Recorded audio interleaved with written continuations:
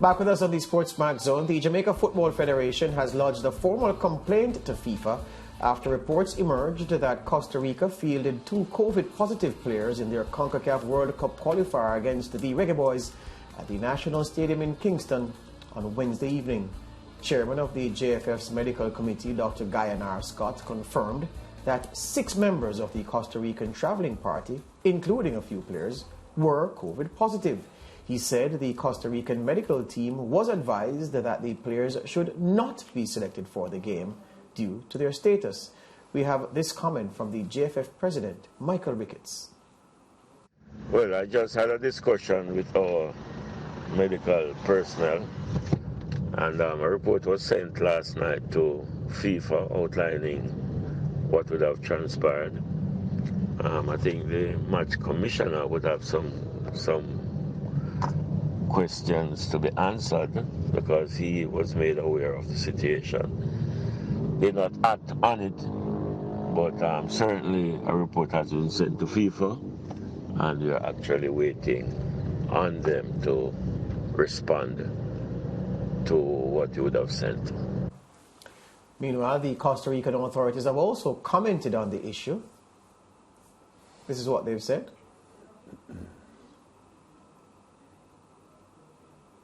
So waiting for that. Costa Ricans are responding to the situation. We've heard from the JFF boss, Michael Ricketts, saying that a complaint has been lodged with FIFA. So this is what the Costa Ricans have said.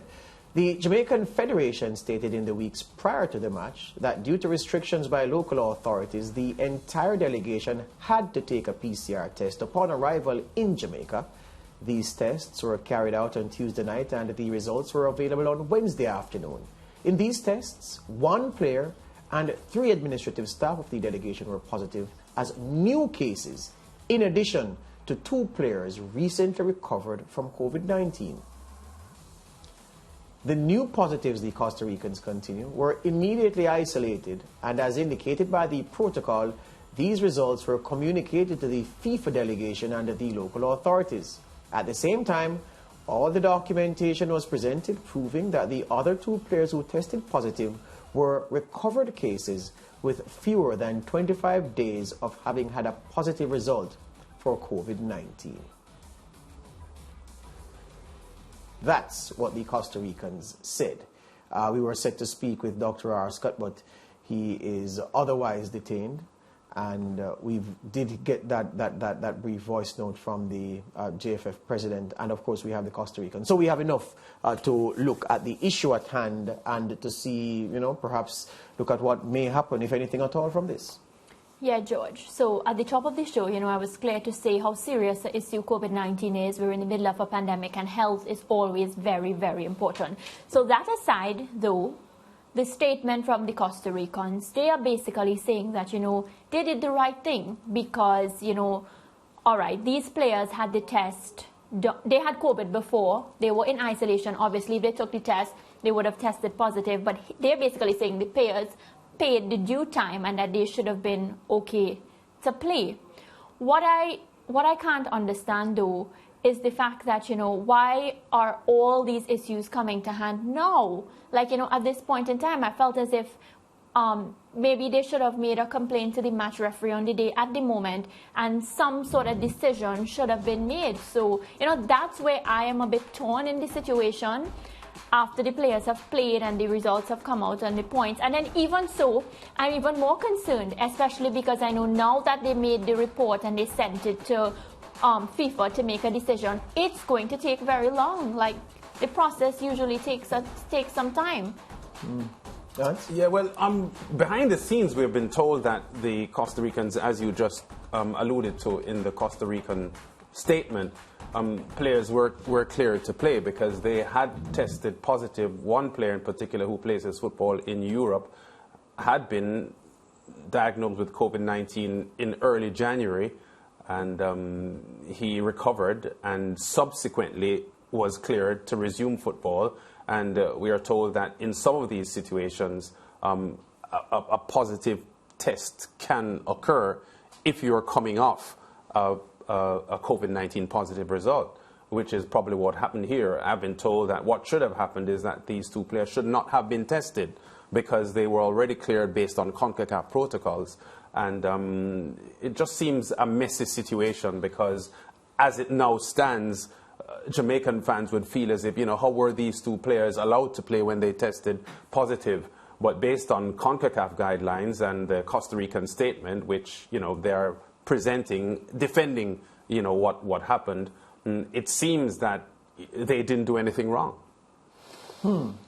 So your information that the two players who had a previous COVID positive test from early January, yes, and which are the two problematic ones, yes, that those two players ought not to have been tested. That's one opinion that I got from one of the experts handling the situation, or being that's aware of the situation. Curious, that is, and I'm not given that I trust your source is good. So, but there's a problem though, because I'm struggling to think why those two players ought not to have been tested, especially because every foreign national entering Jamaica's borders has to be tested. Correct. And they could not have cleared the airport at whichever port they came in, with a normal Manley or a Sangster, without a negative test. So, what I would like to know is, and the only reason I'm not downplaying what you said, well, apart from the fact you're saying it, but your source is good, is this. So, there has to be a timeline then. Enter Jamaica, COVID test, negative, cleared to leave airport. Everybody was cleared from the Costa Rican delegation, so the assumption is safe that everybody returned negative tests. Then you go before the game, you test again before going into battle. So I'm wondering which of the tests came negative. Did the test at the airport turn back negative and the test before the game turn back positive? Because what is true is that I'm sure that there was another test between the airport and the players actually taking the field for the game. So I'd like to know that chain, because that chain will tell us whether or not something was wrong to the extent that something ought to be done about it, or whether it will suggest to us that, well, no, these players, given the past brush with COVID and the fact that there could be a positive reading after you have recovered and so forth, I need to know that to be convinced that something was not wrong with the process used by the Costa Ricans to field these players on Wednesday. Yeah, I think part of it too is that we're being told that this is not an uncommon situation in football, or the movement of sports competitors globally, that this is not a situation that has not arisen before. In other words, if you are a professional and you have already been cleared, certified to travel and to compete in a situation like this where you had COVID probably a month or two before, the possibility is that a positive test could come up, a positive reading could come up from any test you do, which, based on how I'm reading it, could be, I don't want to use the word false positive, I'm not a medical expert, but it's something to do with a reading that may suggest that you are still contagious. You're still contagious. So that is why the Costa Ricans are saying that the two players were certified to play, whether or not they do a test and it turns up positive or negative. Right, because I was going to query what the certification should say. Yes. But again, I think that the important point of the reading at the airport is most crucial, because if the reading at the airport was positive, then we have a problem. Then they should not be engaged in any physical activity. That, in fact, they should be quarantined. Yes. Yeah, right. What works for the normal public should work. Right. So because the rules on the ground are, persons here who test positive, you isolate, you quarantine. Yes. Persons flying in, you test positive, you do the same thing. So if it is that that they tested positive, but because the Costa Ricans said, well, there's CONCACAF clearance because of the peculiarities of their situation. So all right, let's advance them to the bubble that they're going to be in at the hotel ahead of the game, testing the bubble again. Oh, it's positive, never mind, because CONCACAF still clears them. That's a problem, because CONCACAF, I'm suggesting, I don't think that that level of clearance could have been negotiated with immigration and the health officials to say, all right, we're going to bring people in the island who will test positive, you know, but never mind that because no. They're certified. So I'm saying that there is a problem if and only if there was a positive which test. Is why I used the term messy earlier on. Right. No matter how you look at it, it's a messy situation because if someone tests positive for COVID, you know, the automatic reaction or the automatic response should be this person should be isolated. Yeah. Right, and that's why I started at the top of the show that this is not something that we're taking, you know, just lightly because it involves the same players that are testing positive. We're not sure if they're positive or they're negative, interacting with players, and there is a sort of risk because you're going to be training, and the thing is we're still not 100% certain whether you're fit to be doing that. Now, my question would be for both of you to help me answer. What happens if there is a breach? Like, what happens to the Jamaica Reggae boys?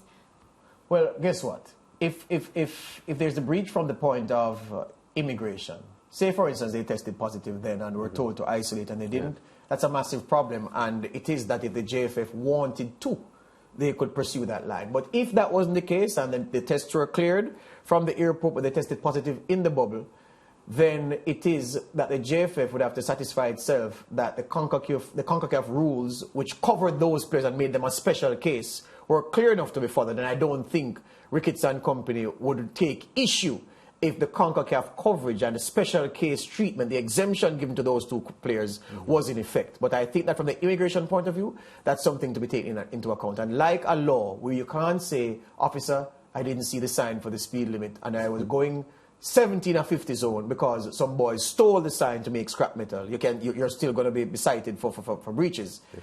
It can't be that, well, people who played and interacted with those players tested negative. So what's the issue? No. If the rule says negative test into the country, go about your business, positive test, isolate, and that was breached, that's the problem. But I don't think if the CONCACAF rules say, well, it's not even think. If the CONCACAF rules protected the players, then JFF has no grounds to pursue anything. Yeah. And I think based on what we are told, these two players had tested negative leaving Costa Rica or leaving wherever they were, which is part of the reason why they were certified as being eligible. But it's funny you say that. To play. It's funny you say that. There are, well, up to today's what? Today's what? Thursday. Thursday. Yeah. Up to late last evening, there were 32 positive tests inside the bubble in Beijing for the Winter Games. I'm certain that the majority of those persons tested negative on their flight, before their flight to Beijing, and got to Beijing and then they tested positive. Now, we don't know who they came into contact with or whatever, but even so, even though the record would show that negative test at X point, boarding a plane, deplaning, testing positive, they still are required to isolate from everybody else and not be involved. So that for me is a critical point. I mean, if the JFF, if this were a situation where those 3 points represented the difference between qualifying or not, I think the JFF would be pursuing their cause doggedly. Yes. But as things stand, and all of that can be gazumped if the CONCACAF rules did provide a special exemption, and there's no case to answer, everybody moves on. But if it's a desperate situation, the JFF could very well love it for those 3 points. Yeah, I think they could. The fact is, though, that based on what we're hearing, it is very, very unlikely that FIFA will take any negative action against the Costa Ricans on this. If this was Australia, you could imagine? Oh, I can imagine. Be arrested. I don't think the Costa Ricans were so either brazen or foolish enough to act in the manner that would appear like they have acted. That's right. I don't think. I'm giving them the benefit of the doubt. Yes. Yeah. I agree. We go to break. Still a lot more to come on the SportsMax Zone.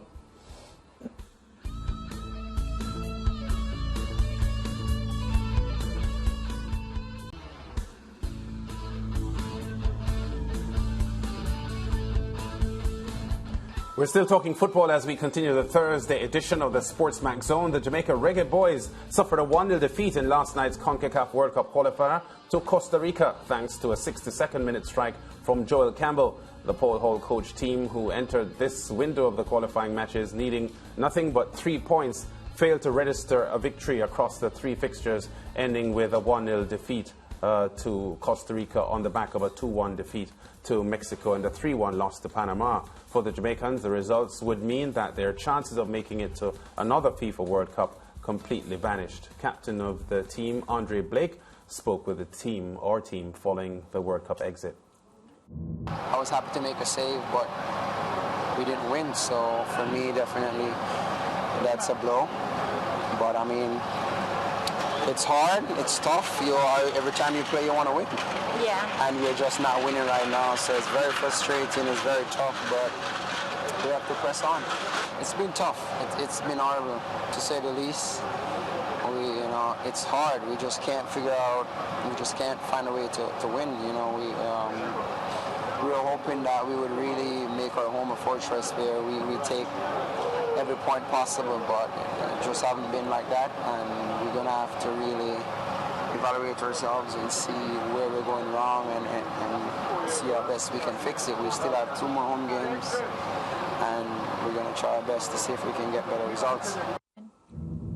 Okay, and joining us now to review the Reggae Boyz' struggling campaign, Clyde Jureidini, football guru here in Jamaica, general manager too of the Harbour View Football Club. Clyde, welcome to the SportsMax zone. Disappointing the entire campaign, this Reggae Boyz team, even though on the roster they're quality players there. Your take on what happened last night and the official exit now from their World Cup qualifying dreams? Good afternoon to you and to the viewers. Disappointing campaign for everybody across the board. Started with a whole bundle of errors on tours, negotiations, and it never really got going, never got up to any real life that it seemed like we were going to progress. We started making progress late during the campaign under Coach Theodore Whitmore. In the last, I think, 3 or 4 games, we had 2 or 3 drawn games and a victory. And then he was released because the powers that be didn't see that he could or that we could go further along that module. We started a new part with interim coach Paul Hall, 4 games, 1 a practice game in Peru, started with a loss, and we have continued with 4 losses in the extended campaign. So we have actually gone worse, and hopefully can finish off with a victory or something to give us some enthusiasm about in the end. But we're out already, and that is the real story. Yeah, your assessment of Paul Hall's reign as coach for the short period as interim, as you mentioned just now, he's 0-4 from 4 matches. Yeah, difficult for anybody to come in as an interim coach. Worse in a World Cup campaign. Worse when you're not a real experienced coach at the international level. For me, that was always fraught with failure, and that is what we have seen. The idea. Initially, he voiced that he would be depending on attacking more and high pressing more and look to Leon Bailey. Leon Bailey has been injured before he came in and is still injured. The high pressing has not materialized. I haven't seen it at all. And we have lost the measure of sitting behind the ball and defending and not losing a game. That, for what it is worth, is the legacy of Theodore Whitmore. So we have gone backward and we haven't gone forward. We haven't scored, and we haven't scored heavily, and we definitely have not won. We have possessed better, as we did in the first half yesterday, and we did in the first half against Peru. But with Costa Rica not needing to lose and sat behind the ball last night, even when we played them in the first game, it was much the same. I think you're going to find that we can dominate when they're behind, but the second half, when they push forward and they look the goal, they got it within 15, 17 minutes of the second half. They got what they wanted, and they weren't really bothered after that. Clyde, so then what's your take on the timing of which Tapper was sacked? Did it really effect any sort of change? No, it was bad timing to not support Theodore Tapper Whitmore. Was always my feeling from the get-go. He got the best results as a Jamaican coach in the last 2 Gold Cups before this one, when we started this tap and change, and it didn't work. Under any coach, it wouldn't work. And in the middle of the campaign, then we imposed a load of new players into the campaign on any coach. It was going to be a failure. It was a failure with Theodore Whitmore, and we blame Theodore And now we have given, I think, a task too far for a new coach in Paul Hall. So, Mariah, here we are. Bad timing, poor results.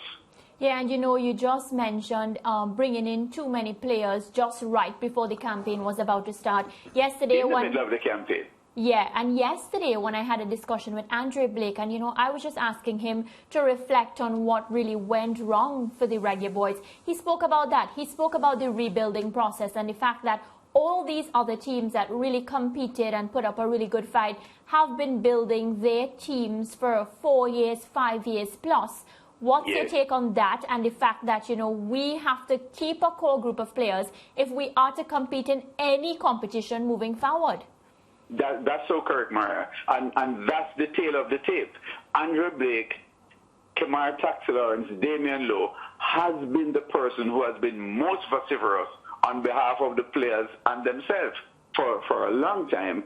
And the JFF never took notice, and we are paying the price for that. Much like the stimulus campaign between 94 and 98, you build locally, you build over a long period of time, you entrust, and then you add selectively. We really dumped a load of players, good players, mark you, but too little, too late, and too much coming could not be fixed in a short turnaround time. Yeah, that apart, Clyde, what else did you think the JFF could have done to enable Whitmore in that first half of the World Cup campaign to do a better job?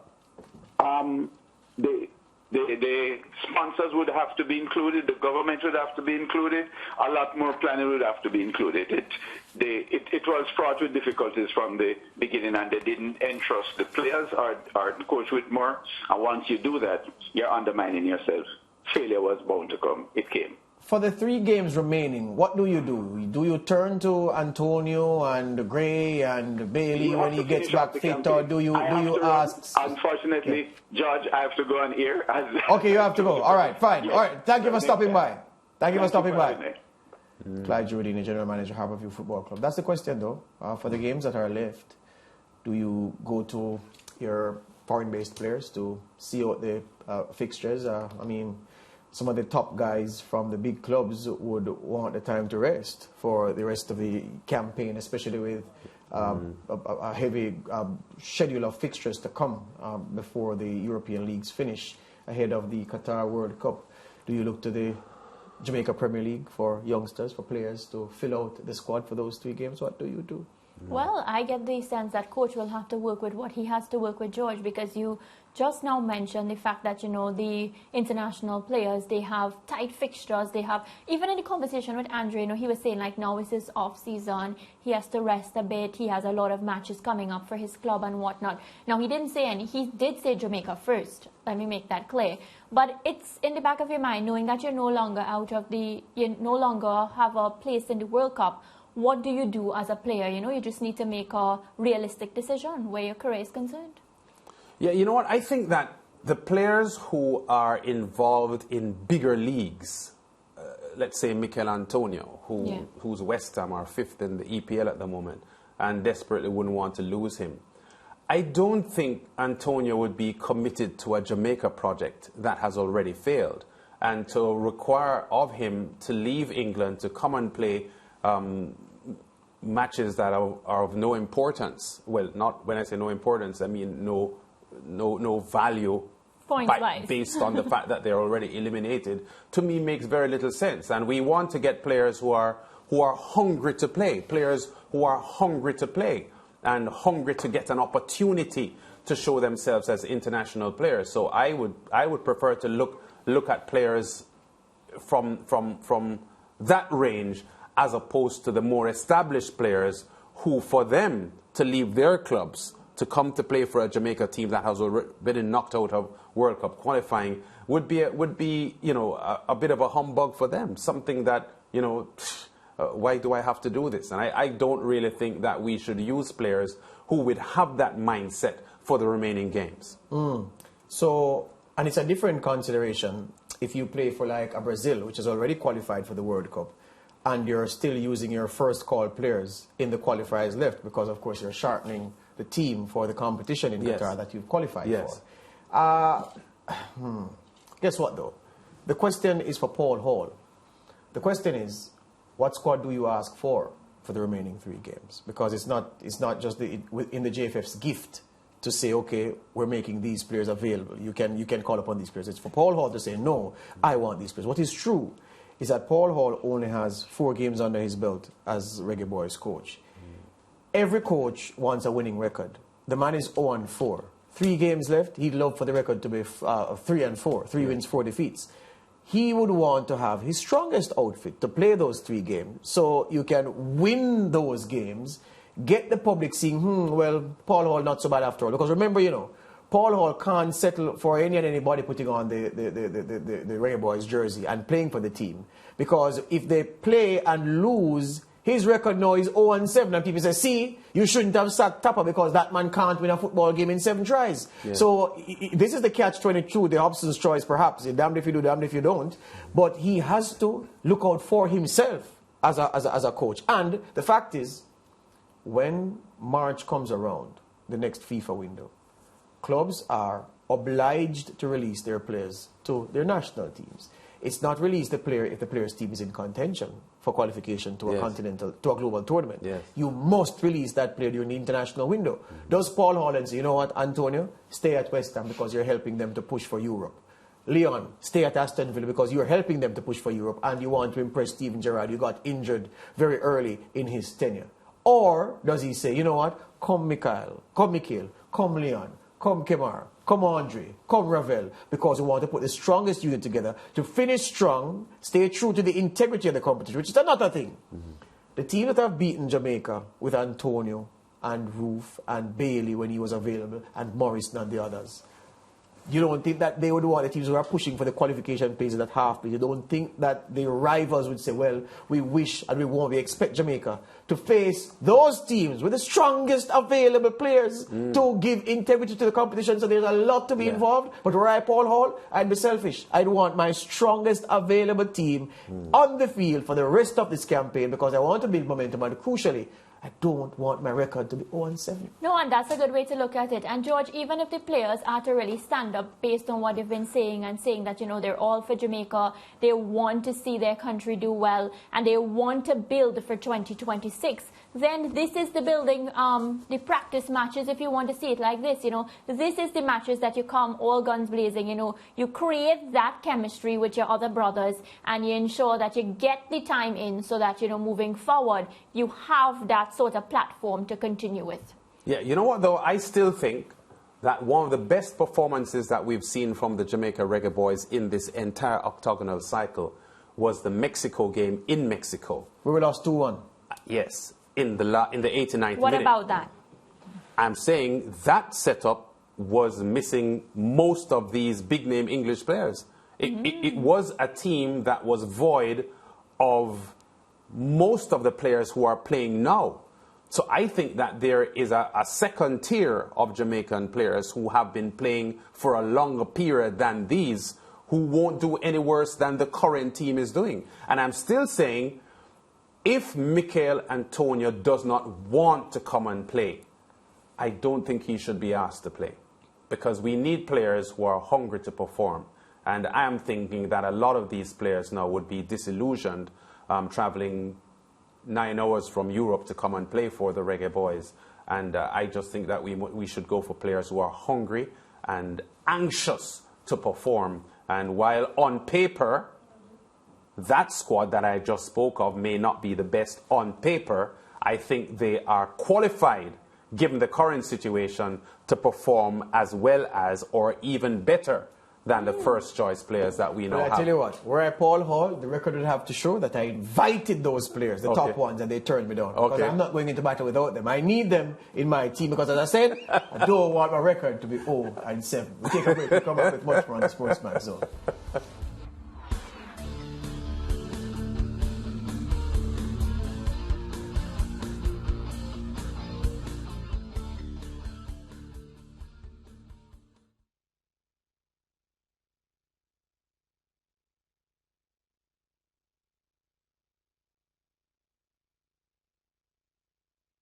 Dwight. Yeah, you hearing me good? Yeah, looking for an audio check. Yeah, hearing you all right? Just talking about Chris Taylor. Yeah. He was saying that he was on.